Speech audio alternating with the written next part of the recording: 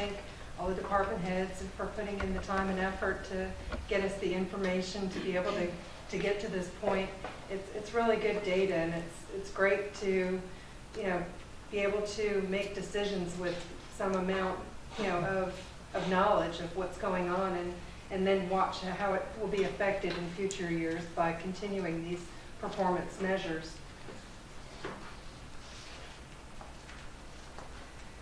As Larry stated, the performance measures are the regular collection and analysis of data for the purpose of monitoring and evaluating the program performance. He mentioned the measurement types. We are going to use 3 of the 4 that were mentioned by Larry. We're using workload, how much or how many, effectiveness, so we know how well we're doing it, and efficiency, so that we know the cost per unit or the level of service that's provided per employee or per work period. It might be a work day, a work week. We're measuring these programs to establish a baseline to ensure that all of our services that we're providing are efficient and effective. If efficiency and effectiveness are the foundation of sound management, and they impact the overall health and sustainability of our organization. They may be used by you and administration to help make decisions that impact our community and monitor the targets that we may wish to impose. It provides transparency. Not all programs may be performing at the top level, and that's okay. As long as we know that and evaluate why they're not performing at their top level, it allows us to be proactive and provide solutions or strategies to address these weaknesses rather than be reactive to a negative news flash about something we're not doing as well as people think we should be. So to get down to the nitty-gritty, all of the slides are set up in this same format. You'll see the 3 fiscal years in the middle. Most everybody has everything for 2015. Some of the departments were not able to capture data from 2014 and 13. Where we could, we did include that data. You'll see going down the different sections, the inputs are mostly just the cost for each division. The 3 measurement types, the output, effectiveness, and efficiency categories. Not everybody will have something in every category, but they will be listed on the slide. And then on the right-hand side, we've included some graphs to give you a picture of what some of that data looks like. Just over time, it's neat to see different things charted out and see exactly what's going on. I'm going to hit just a few highlights on each slide that I think are the most interesting, or hopefully you'll find them interesting. I know they could get really boring very quickly, but yeah. On the utility billing division, I think it's nice to note the cost per utility bill process is $1.70 per bill. The dollar cost per work order processed is almost $5, $4.93. So every time our field technicians are running out, it's costing us $5. And we've included a chart here of the types of work orders that the field technicians are doing. By far they do, the most type is rereads, and then there's various others for non-pay cutoffs, misreads, turn-ons. Our next division is the customer service division. We've listed there the number of payments that are made by assistance agencies. People can go to some of the local assistance agencies and get help paying their bill. And we had over 4,000 payments made by these agencies. And we had 123 payments made by the city's Helping Hands program. And then we've also listed some dollar amounts of those payments. A nice effectiveness measure that customer service is using are the percent of calls answered in less than 2 minutes. We don't. Can I ask Yes, a question? sir. I don't mean to read. On Helping Hands, how much more we have with that going into the real months? This year we just released 33,000 to social services, so they have that now to be able to begin distribution. Now, is that when you can pay extra? Yes. Okay. Is that distribution all just in the city or just throughout the county? It's just in the city on the city utility bills. Okay, Jefferson City. Does that mean, let's assume that I walked in and I got help, Mhm. are you allowed one time, or how does that work? When you go to social services, they'll give you help. I don't know if it's multiple times, but I know there's a cap of maybe, I think it's $300 or $400 per instance. And I know that you have to meet, certain criteria, and they set those criteria out. We stay out of that and we let them handle that entirely. So we pretty much make money available and they make the decision on how it's spent, is that correct? Mm-hmm. Yeah, they have the parameters of how they dole it out, and they keep track of it, a running total of who got what, and, what the balance is, obviously.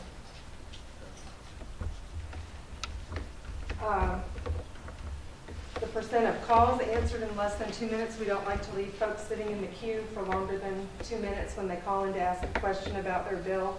Industry standards say that we should be able to answer 80% of the calls in under 2 minutes. We're falling just below that. In fiscal year 2015, we were only at 71%. So this is an example of an area that we can focus on, and we can try to come up with a strategy to remedy that area and bring it back up to an industry standard or a goal, which in this case is the 80%. Do we know why we've fallen short in there? Then they Just the volume, sheer volume. Also staffing level, probably vacancies in positions. Probably has Yeah, some. we did have a couple vacancies this past year.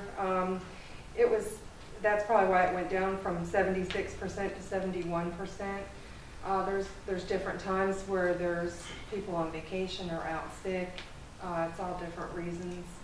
On an average, we should be able to get 80%, but if we can't, it's now, when you're saying calls answered within 2 minutes, does that mean that they speak with someone within 2 minutes, or does the voicemail picking up count as them as being answered within 2 minutes? It's not the voicemail. They have that hold queue where you can hold for the next available representative, and that's the time that you're sitting in that queue listening to the music, waiting for somebody to pick up.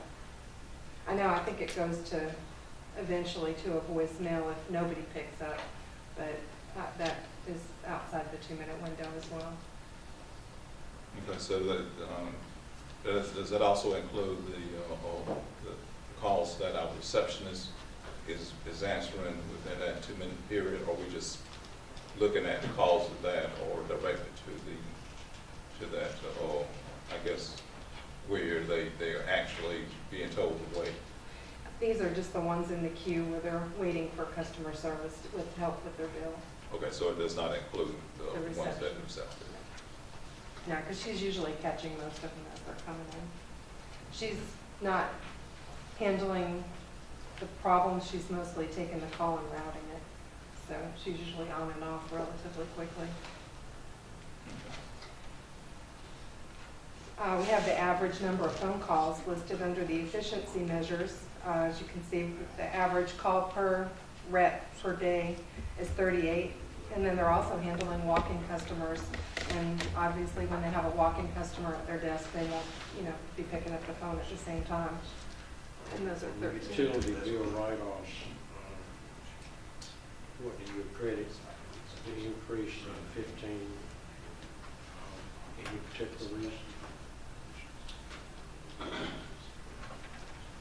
Not really. It's such a small, it's 0.3% of the total that we've billed out. It's really not anything significant that we would get overly concerned with.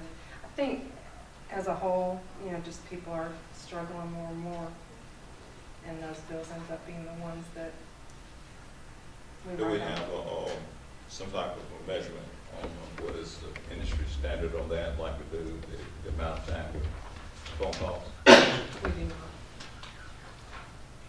I know there is some measurements that the auditors use to make sure that we're not writing off a significant part of our receivable, but at 0.3%, it's relatively low. And that's for all the utilities combined, water, sewer, electric, gas. Sounds phenomenally low to me.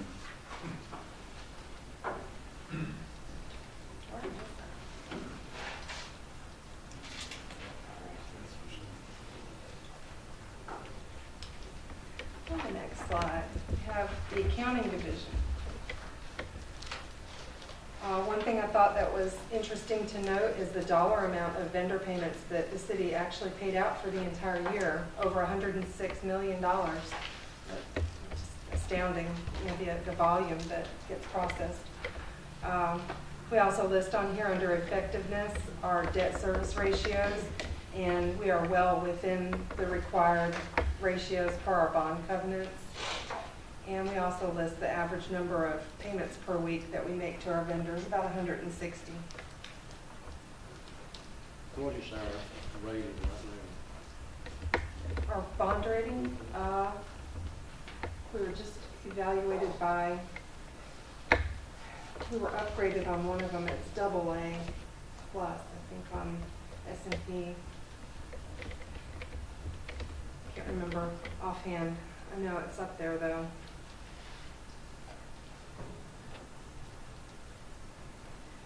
In the payment center, payments processed, if we look at the first three listed there, our utility payments, tax payments, and other payments, they collected and processed over 263,000 payments. That's a lot of payments. It's about 304 per representative per workday.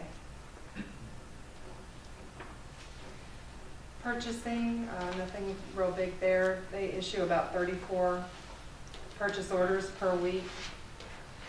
Our fleet maintenance, we've got some number of vehicles in the fleet is 321. You'll notice that under the inputs. And then we just have the average number per technician out there at the garage. It's about 91.7.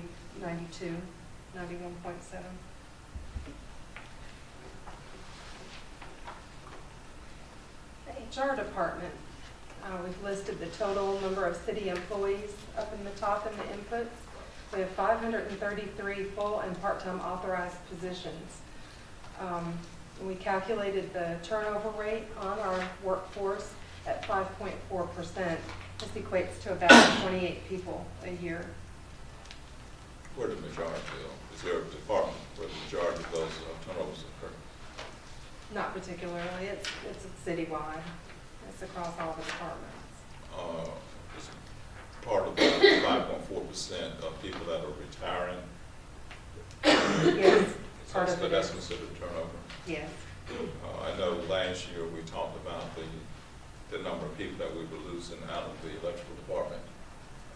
Does that still represent a significant portion of these turnovers that we're having? I'll have to defer to Don. Mr. Ford, we have lost several more folks in the electric department since we had the budget meetings.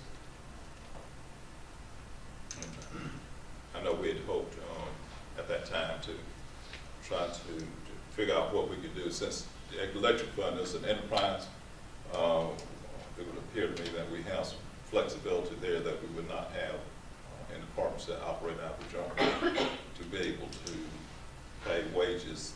If wages are the reason that people are leaving, to be able to pay wages, that would keep good health here. I think we're waiting now for the pay study to be completed. Yes. If we have that slated on one of the upcoming strategic sessions to present the results from that. Self-insurance fund, health and dental. I've also included on the input for the self-insurance funds, the fund balance reserve for each of these. As you can see, we're at a little over 1.7 million for health and dental at the end of 2015 fiscal year. We've also included some stats on the employee clinic visits. We had 587 people go to the clinic last year for an average cost per visit of nearly $144. It's also interesting, I thought, a little chart down on the bottom right-hand side, the claims by type. You know, of course, by far, health is 75%, but the prescriptions, you know, was 15%. That cost seems to be going up when I looked at the trend year over year as well. Interesting. Question. Mhm. The clinic visits, you said running at what, the average $144, is that what it was? That's for the city's cost, if you break it down based on the contract that we have with the Piedmont, or Is there any way to know, Novant, excuse me. or any way to know how that happens as far as the premium on hospital insurance or their employees carry money-wise? What I'm saying, are we saving a good bit of money by doing this clinic, or is it breaking out even, or do we even know? I'm not sure what, just, go ahead, Deborah. Yeah, Mayor, what happens is a lot of times we have some employees, when we look at the different salary levels, that they might not be able to afford the co-payment. So in emergencies, the clinic's open for them. We're probably not saving the top of the line, but at least we're able to help our employees Okay.